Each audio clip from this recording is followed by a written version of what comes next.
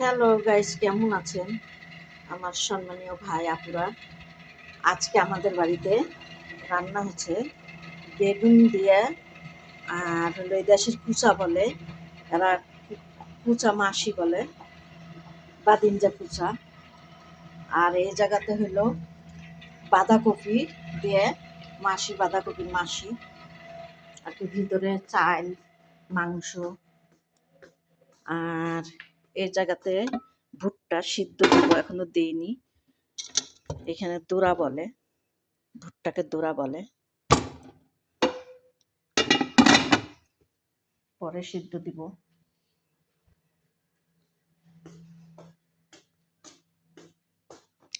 এই জায়গাতে খালি ধনিয়ার পাতা আর টমেটোর,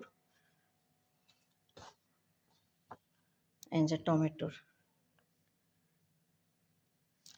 এখানকার টমেটোর, এটাও সালাদ, এটা সব রকমের খদরা। এরা, আমরা খদরা বলি, আর এরা